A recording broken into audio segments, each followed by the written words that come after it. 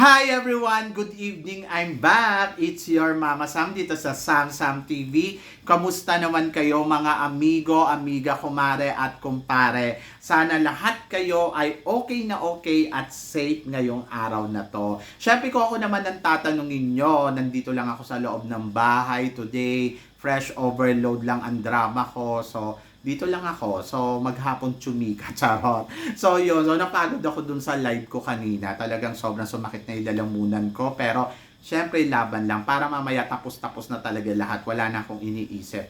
Ang gusto ko na lang ay magpahinga. Charot. So, yun.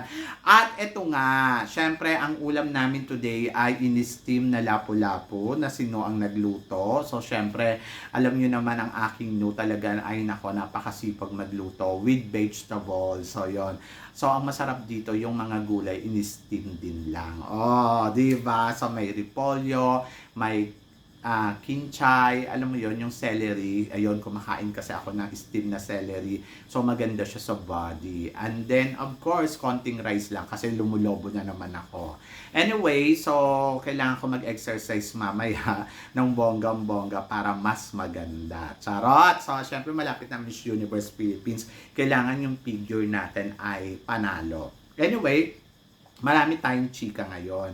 Kasi isa sa mga tinatanong sa akin, kung possible daw ba na si Atisa Manalo ang susunod na Catriona Gray. Oh, di ba? Ang bongga. Gusto ko yan. Tapos ano daw ba ang masasabi ko kay Zambales? Si Zambales, sa totoo lang, grabe ang katawan ni Zambales dito ha. Sobrang ang sexy. Nakita ninyo yung bagong photos niya. Actually, yung laro ni Zambales dito sa Miss Universe Philippines, in fairness sa kanya, performance level talaga ang Zambales. So, nakita naman natin na talagang umaarangkada siya ng bonggong-bongga. Yung kanyang pasarela, yung kanyang emote. Parang kung ikukumpara ko kay CJ Apiaza last year, at saka si Zambales this year, actually, magkaiba sila. Si Zambales noon last year talagang laban na laban, nandoon na talagang pumapalo sa competition. Pero ito kasing si Zambales this year na si Anita Rose Gomez, nakita naman natin na sobrang iba din yung ipinapakitang performance at as in talagang lumalaban, in fairness. Pero I'm a little bit afraid kay Zambales kasi sa sobrang dami ng magagaling na kandidata dito, baka mamaya ma-thank you girl siya sa top 16. So, isa siya sa mga nakikita ko na kailangan talaga balance siya. Anyway, tignan natin. Kasi sa ngayon, nakikita ko na parang okay naman yung performance niya. Pero sa sobrang dami nga ng magaling, baka magulat tayo, wala siya sa eksena. Diba? So, yon. So, good luck talaga kay Zambales sa competition na to. Pangalawa, ang nakikita ko, ang lumalaban ay si Bulacan. Si Bulacan, grabe. Sobrang maganda din yung execution niya. So, maganda din yung kanyang ipinapakita sa competition.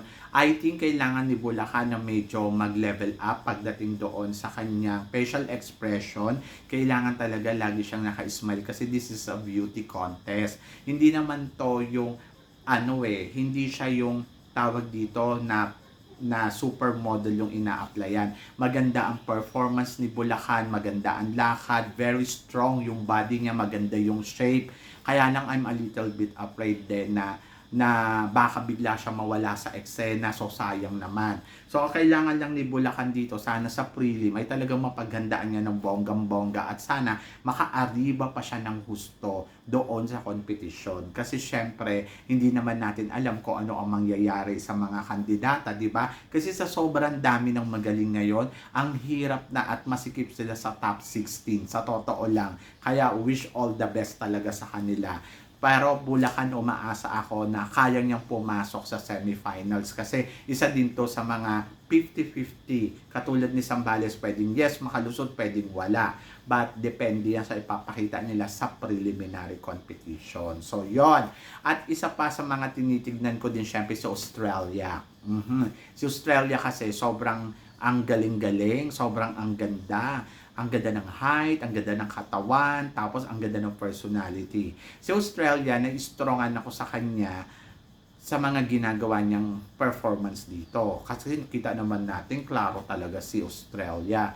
But sana, pagdating sana sa coronation night, prepared na prepared siya. Kasi pwedeng yes, pumasok siya sa semifinals, pwede din mawala siya sa eksena. So medyo nakakakaba, di ba? So medyo nakakatakot. Kaya I hope na sana etong si Australia, si Bulacan, at saka si Zambales, mga favorite ko yan ha.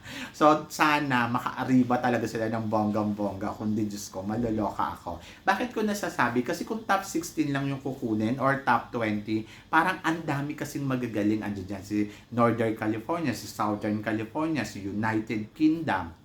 So kung medyo magpapalusot sila dito, di good luck sa kanila. Saka hindi mo alam, baka mamaya pumasok si Quezon City. Si Quezon City, in fairness kay Quezon City ha, hindi mo pwedeng isnabin yung eksena ni Quezon City, si Palawan, Mariveles, di ba? Ayun yung mga tipong parang magugulat kasi parang nagpa-perform kasi sila from the start, but nandoon na parang 50-50 ka pa din. So siguro talaga malalaman natin sa Coronation Night.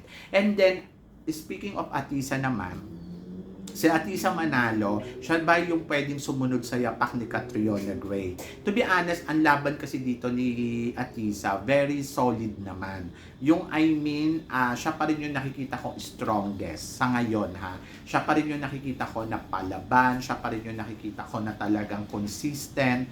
At sabi ko nga, bakit hindi, di ba? So nakita naman natin si Catriona noon kung paano magtrabaho. Siguro naman maraming natutunan si Atisa Manalo sa mga ipinakita noon ni Catriona Gray during Binibining Pilipinas going to the Miss Universe, di ba? So syempre na-adapt yan, nakita yan ni Atisa Manalo kung paano maganda ang isang Catriona Gray doon sa competition niya. And so ngayon nandito na siya, hindi naman niya kailangan gayahin. Kasi ang ipinapakita dito ni Atisa Manalo, yung sariling performance niya talaga. Alam mo, maganda kasi kay Atisa Manalo, wala siyang ginagaya. Kahit sabihin pa natin si Karen Gallman, naging title holder during the Intercontinental, yung during ng time nila sa Binibini, hindi niya pinagagaya to. Kasi naniniwala siya na she is Atisa Manalo talaga. At ayun yung maganda kay Atisa Manalo, na wala siyang kinakapi katulad ni Michelle D. Hindi niya kailangan ikopyahin yan, hindi niya kailangan kopyahin si Shines. Ang kailangan niya is yung bilang authentic. At ayun yung maganda kay Atisa Manalo, yung authenticity niya bilang Atisa Manalo talaga. So, kinukumpara natin na yung nakita natin nung second runner-up siya sa Miss International. So, yung sa Miss International yon, pero yung nandirito siya ngayon sa competition ng Miss Universe, nakita naman natin na hindi naman niya ginawa kung ano yung nakita natin sa Miss International. Kaya yun yung maganda talaga kay Atisa Manalo. Bilang kandidata, talagang kita mo talaga yung transformation niya as a candidate. Si Taguig kasi, ang nakikita natin kay Taguig, kung ano yung nakita natin sa Binibining Pilipinas, ayun din yung nakita natin kay Taguig, di ba? So parang nagkaroon lang siya ng nadagdagan lang yung edad niya, pero ayun Taguig is Taguig. Si Christy McCary is Christy McCary. Hindi ba katulad ng kay Atisa? Kung ikukumpara mo before, mas grabe si Atisa ngayon. Mas panalo ang comm skills, mas magaling na siya kumuda, and then talagang malalim talaga yung mga sinasabi niya. At tingnan natin, yes, so possible na siya ang maging next Miss Catriona Gray natin in the future. Pero kasi hindi ko siya ikukumpara kay Catriona, kasi si Catriona, iba naman yung ipinakita during nung time ni Catriona. Talagang masasabi ko, Catriona Gray is Catriona Gray. At hindi mo sila mapagkukumpara kasi magkaiba talaga sila, diba? So yun, so I hope na magawa lang talaga ni Atisa yung mga dapat niyang gawin dito sa competition, and then malaman natin niya in the future kung ito nga ba si Atisa Manalo ang susunod sa yapak ni Catriona Gray. So, wish all the best. So, mali mo, di ba? Ang iba kasi parang minamaliit nila si Atisa kasi parang ang tingin nila kay Atisa, naku, hindi naman maganda. Diyos ko naman, sa layo na narating neto sa Miss International. Guys, Miss International yun hindi biro ang Miss International. So, yung mga nagpa-first runner-up nga sa Miss World, nananalo Miss Universe, yung isang Atisa Manalo pa kaya na naging first runner-up sa Miss International. You cannot underestimate talaga. Kaya ako, para sa akin, Atisa Manalo. So, malaki yung chance niya na maging isang Catriona Gray in the future, di ba? So, yon. And then, gusto ko rin i-congratulate syempre si Alexi Brooks, dahil si Alexi ay gumraduate na siya ng Bachelor of Degree na ano, 'di ba? Marketing, 'di ba? Marketing yung kanyang major, business marketing. So congratulations sa kanya. Hindi kaya biro ang mag-aral ng college. So at least nakatapos na siya and then keep going, 'di ba? Kung ano man yung makahinat na niya dito sa Miss Universe Philippines, malay mo maging Miss Universe Philippines natin siya this year. So, hindi din natin alam. Hindi mo rin masabi yan, di ba? Kasi, hindi mo alam yung kapalaran ng isang tao. So, basta nandoon lang na laban lang. Sa ngayon, maganda yung nangyayari kay Alexi. Nakagraduate na siya. And for sure, yung family niya tuwan-tuwa. And congratulations. So, next round is get the crown, di ba, ng Miss Universe. Malay mo, Miss Universe Philippines ka this year. So, swerte-swerte yan. Anyway, congratulations. Malapit na ang preliminary competition. So, diyan magkakaalaman talaga kung sino talaga yung matindi pagdating sa competition. Ako yan na talaga yung inaabangan ko eh. Kasi syempre, iba to. Diba? Iba yung laban nila dito.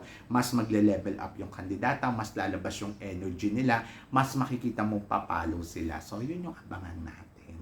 So, are you excited guys? Kasi ako, yes, sobrang excited na ako para sa mga kandidata. So, good luck sa kanilang lahat and wish all the best. O, diba? Are you excited? Kasi ako, yes, sobrang excited na. So, abangan natin yan at laban yan. So, yun guys, maraming salamat. Syempre, sa inyong lahat, sa walang sawa na suporta na binibigay nyo dito sa channel ko at kung ano man yung comment ninyo dito sa pinag-uusapan natin ngayon, i-comment lang ninyo dyan sa baba and then ayun, babasahin ko yan. Thank you guys. So guys, hanggang dito na lang. Hanggang sa muli nating chikahan. Sa mga hindi pa pala nakaka-subscribe, subscribe na. So paalam!